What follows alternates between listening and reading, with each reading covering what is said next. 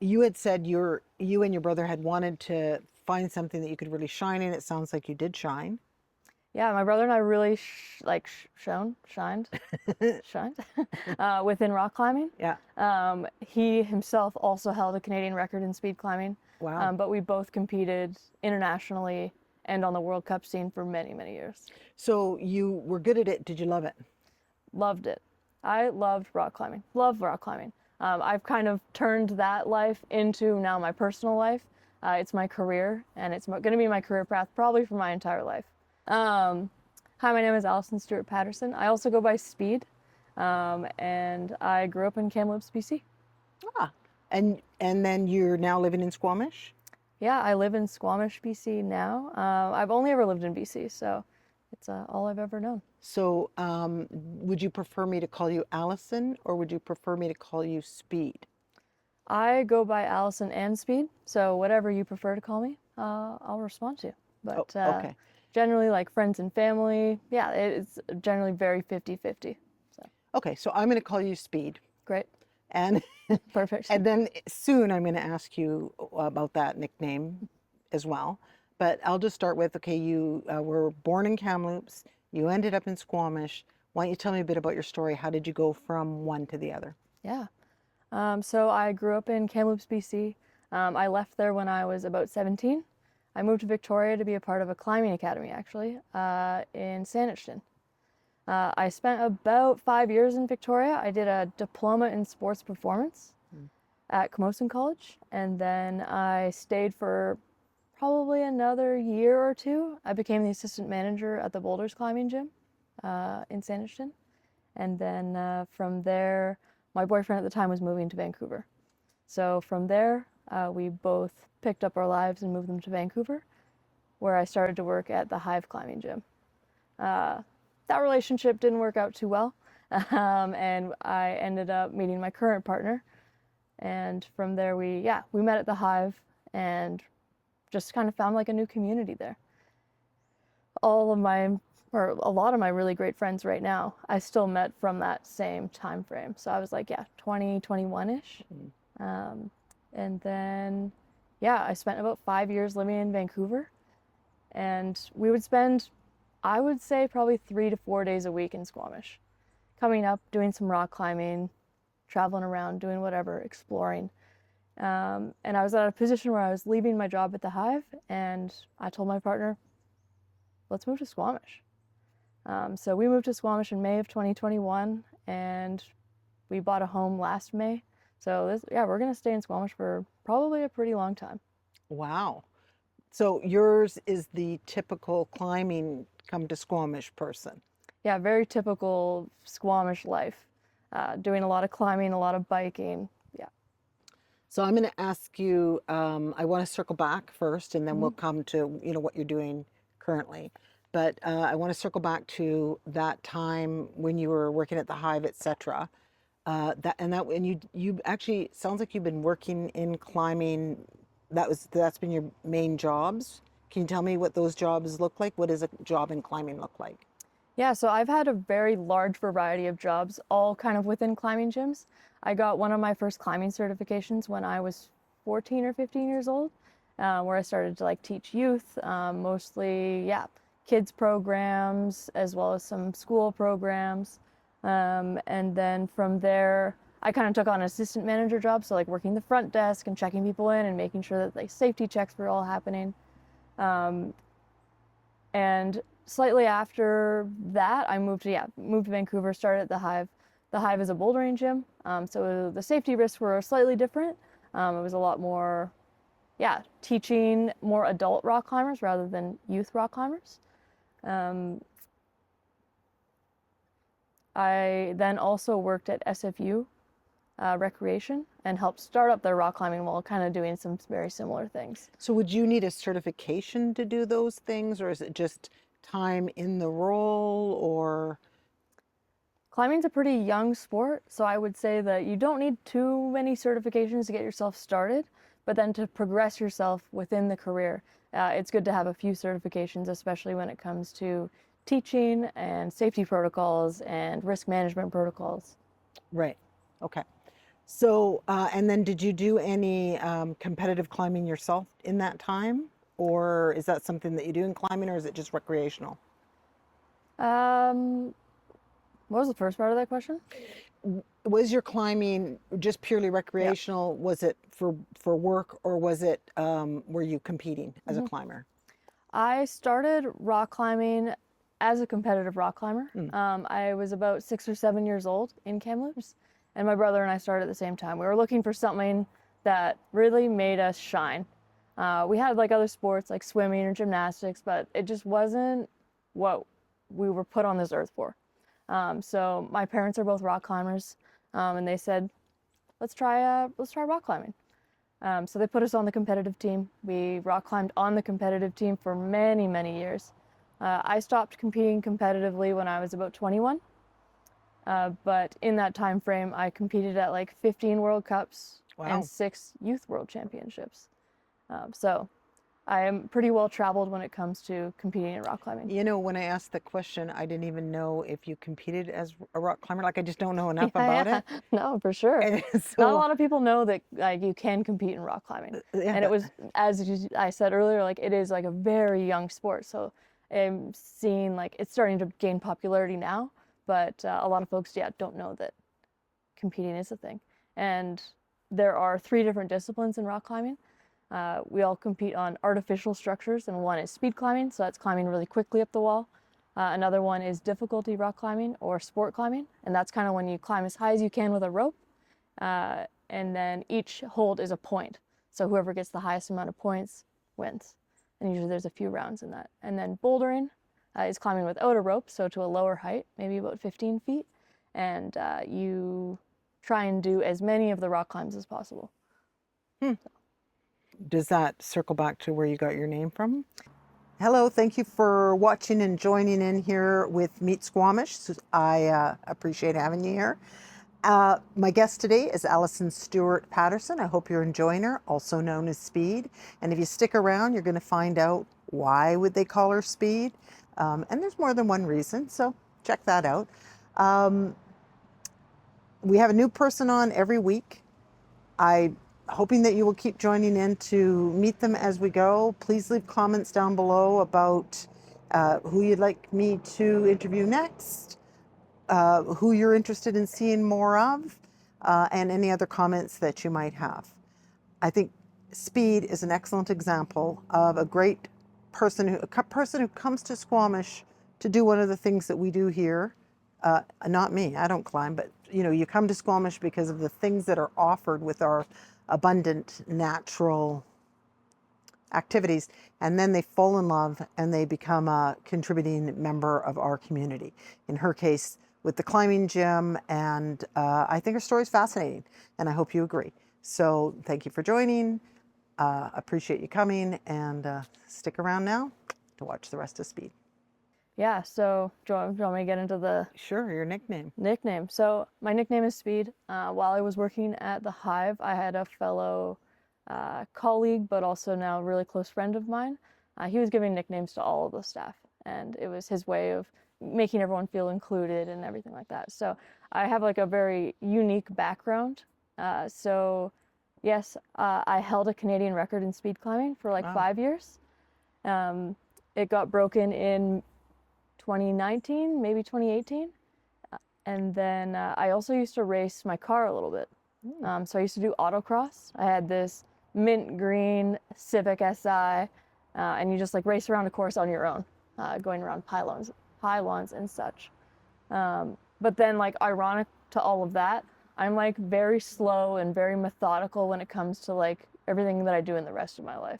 So I am very choosy with, and I think a lot before I do things. So it's like a balance. Wow, that really is a balance. So you had said you and your brother had wanted to find something that you could really shine in. It sounds like you did shine. Yeah, my brother and I really shined within rock climbing. Yeah. He himself also held a Canadian record in speed climbing, Wow. but we both competed internationally and on the World Cup scene for many, many years. So you were good at it. Did you love it? Loved it. I loved rock climbing. Love rock climbing. I've kind of turned that life into now my personal life. It's my career, and it's going to be my career path probably for my entire life. Hmm. Okay, so let's talk about what you're doing now, currently. What are you doing currently? So currently I co-own Ground Up Climbing Center. It is the climbing gym in Squamish, BC. I kind of took that on in April of 2023, but I started working at Ground Up in July of 2021. No. I started out like just teaching the youth team, and then I was working some front desk. At that point in my life, I was in a very transitional point. I had a very stable career working at the Hive, and I just needed a switch up. So yeah, I left the Hive, kind of started very much from scratch at Ground Up. So yeah, front desk, youth team, recreational programs, belay sessions. And then in November of 2021, I started taking over their recreational programs. So I was the manager. So I was their programs director for about a year and a half. And throughout that time, my boss at the time, Lauren, she was a big mentor of mine. It's very inspirational to see strong, independent women, especially in a male-dominated sport. So when she kind of took me under her wing and she kind of asked me, hey, have you ever thought about owning a rock climbing gym? I told her no. I was like, I don't think that's really for me. I've never thought about that. Like, let me think about it. Little did I know she was actually looking at selling the climbing gym. So it kind of became a transitional point where I really thought about it as like, oh, this is a career. Like this is something I can do to stay in Squamish and yeah, be able to like really build a life. Because ultimately, as a young sport, like wages aren't super high, and trying to like build a family and buy a home, like it would be very difficult just working part-time or yeah. Right. So it kind of really opened my eyes to like what life could look like, maybe having a kid or maybe moving forwards and buying a home. So yeah. Well, I've built some pretty great roots here, and just this past weekend we had the Arc'teryx Climbing Academy, and it is crazy the amount of people that come through Squamish for an event like that, that I've met in so many different portions of my life. Sometimes when I'm like maybe 10, or 15 or 20, and it's like I was at such different points in my life when I met them, but we're still able to connect on like a very level ground and yeah, be able to celebrate the sport together. Do you think Squamish celebrates climbing? Squamish celebrates climbing. It is definitely like sometimes like van lifers are definitely labeled as maybe not as what Squamish is looking for, and generally rock climbers are those folks. But I think that Squamish does celebrate rock climbers. It is like a mecca for rock climbing, and we literally look up at the mountains every single day, even if it's just down on the pebbles. So could we have a competition here at some point? Or have we had a competition here? Yeah, so competitions happen semi-regularly. Ground Up hosts one Sport Climbing BC event every year, and that is a provincial qualifying event for a lot of the youth and some of our open athletes. And then we also have like a few events a year that are just for celebrating our members. And usually it's a bit of like I'm gonna trick you into competing sort of event, and like here's some prizes, but it really brings our community together. And our community definitely sees me coming in as their leader, knowing that my background was in competition climbing and realizing like, oh, we can take this on. Climbing in Squamish has been very, competition climbing hasn't really been something that people like to think about in Squamish, because climbing should be pure and done in the mountains and not on artificial structures. So I've definitely been working on like training our community to embrace that there are multiple ways of doing rock climbing, and it's going pretty well, I would say. And we used to close for a day and we'd have really angry members. So That's now good. we only have a couple. Yeah. So they're starting to come and cheer the kids on or volunteer, and it's just really cool to see our community come together like that. So is climbing predominantly male? Is it female? Like what type of people are climbing? What kind of people are starting to climb? And is that changing? So in climbing, I would say that it's becoming more and more closer to a 50-50 split. But I would say in previous years, way back, it would be more of like a 80% male, 20% female. Climbing's pretty cool because it is super technical. It isn't really all about upper body strength. And I think that as time has gone on, like we've realized like, oh, like I'm pretty technical and methodical. I can also do that same thing, just not as strong and burly as that other guy. But they're both able to do it just in different ways. So it's cool to see everybody come together. I'd say the community is definitely switching a little bit. We're seeing a lot more introductory rock climbers, especially in the climbing gym, whereas it used to be a little bit more elitist and more folks that are already in rock climbing. So we're starting to be able to introduce the sport a little bit more. Whereas in a spot like Squamish, folks can really find rock climbing anywhere because it is a 5-minute drive from here. You can just pop on out, give it a try, go with a friend, which is pretty similar to coming into the rock climbing gym. But it's a bit more of like a contained environment if you come into the gym.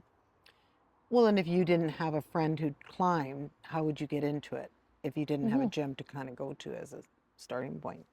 Yeah, it'd be pretty difficult to get into rock climbing without having like a local climbing gym or knowing where the local crags are. But often like just getting to know someone that is in rock climbing is like a good way to get into it. But at the climbing gym, we do like a lot of like introductory lessons so that we can teach folks to be able to use the space, and then they can kind of take those skills and bring them outside. And what type of people, you've said there's a variety of types of people, but is there any special characteristics that I would need as a youth or probably a youth is when most people are starting? Like what type of people would like this sport? I have seen a lot of people kind of get into rock climbing that really like it because it is a challenge every single time you go. So it's either a mental challenge or a physical challenge, or it's all of the above, and it's super stimulating for everybody. In a rock climbing gym, there's lots of different, we call them like boulder problems, and you can go and try any of them. And then that same one might be up the next time you go, and then you get to try it again. And you will often get further because you're getting stronger, or you've thought about it more, or you understand the movement a bit better. So it's super easy to see progress. So the little wins all along.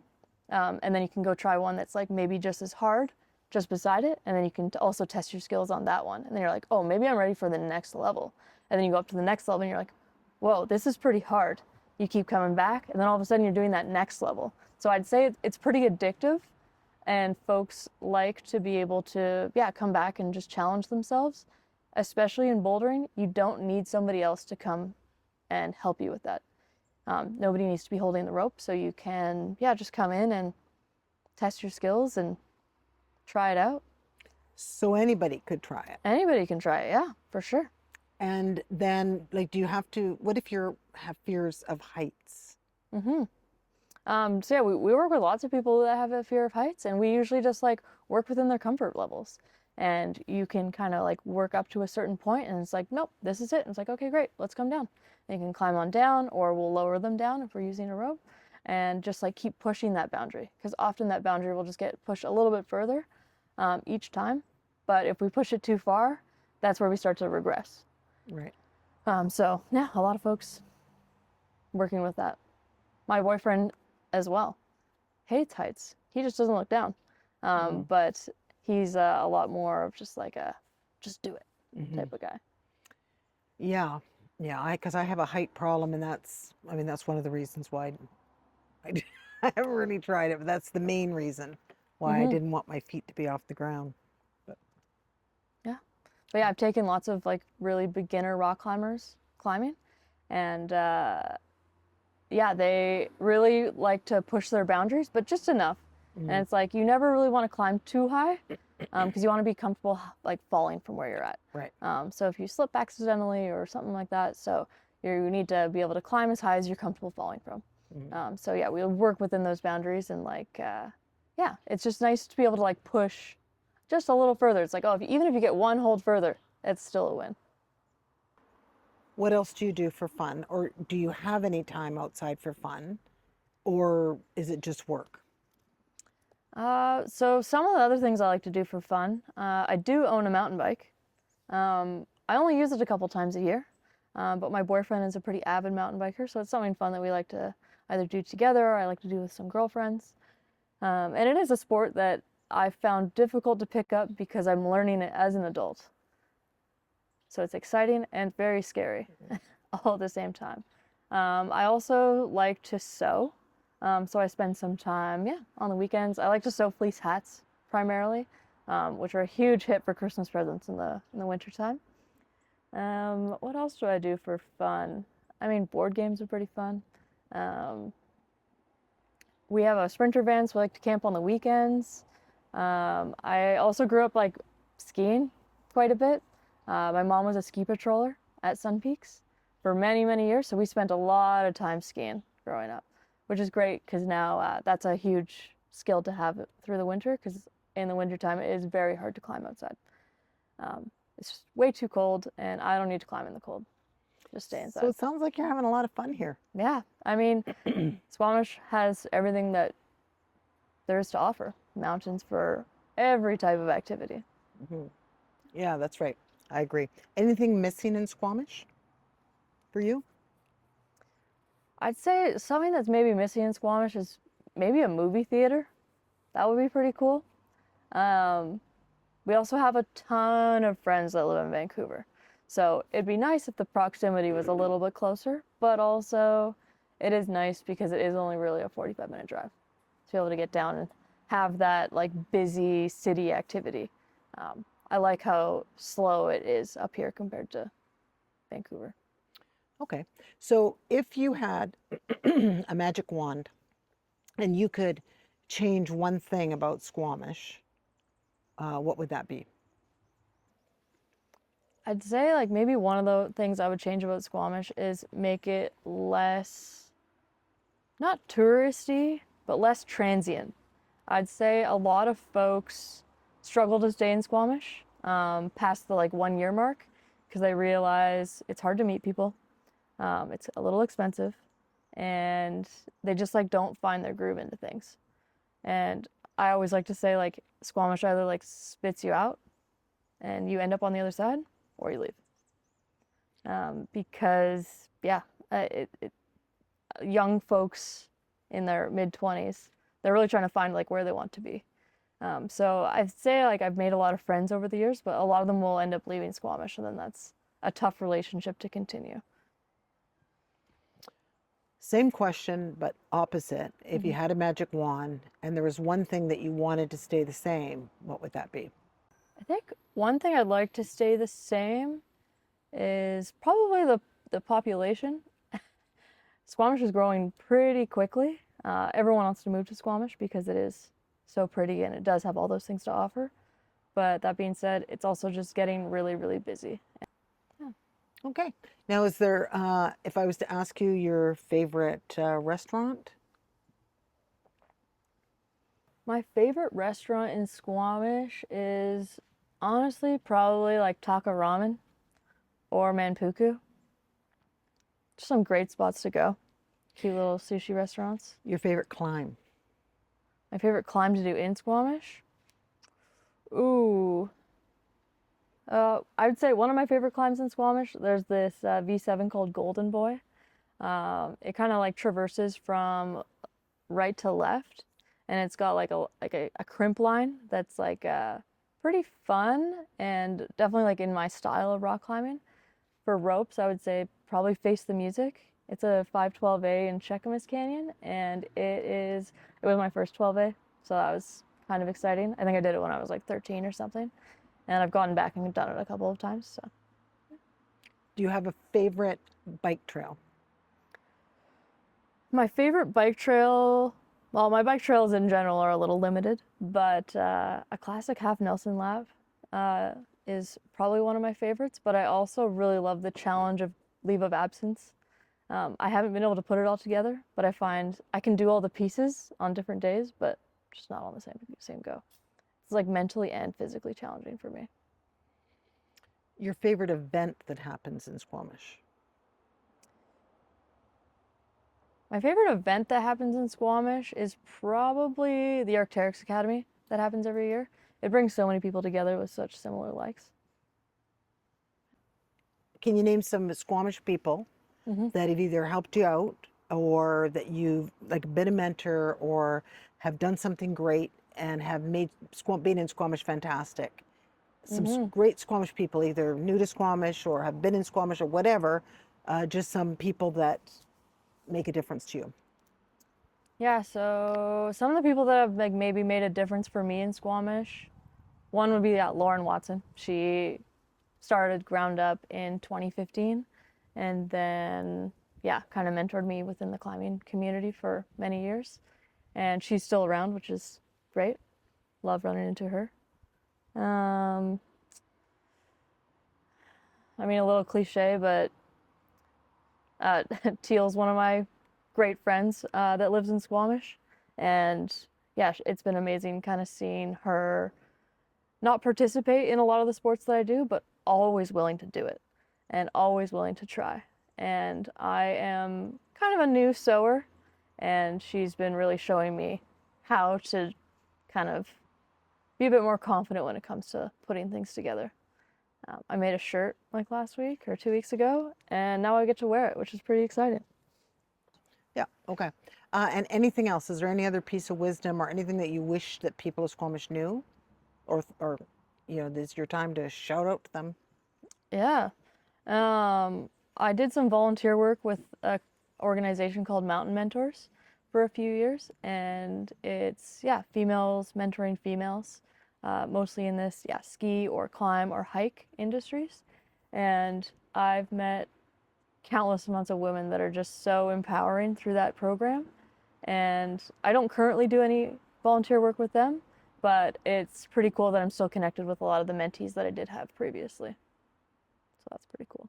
That's great. And one of them's still in Squamish, and I run into her pretty frequently. And it's always nice to see, like, hey, what have you been up to? How are you? Are you still doing that? Yeah. Um, so, yeah. So, yeah, Michelle, my mentee, she's great. Yeah, I think her and her twin sister have a farm in like Pemberton or Squamish area. And yeah, she's great. It's cool really watching her thrive. Great. Well, it was fantastic to sit with you today, Speed. Thank you for taking the time to do that. Yeah, of course. Thanks for having me.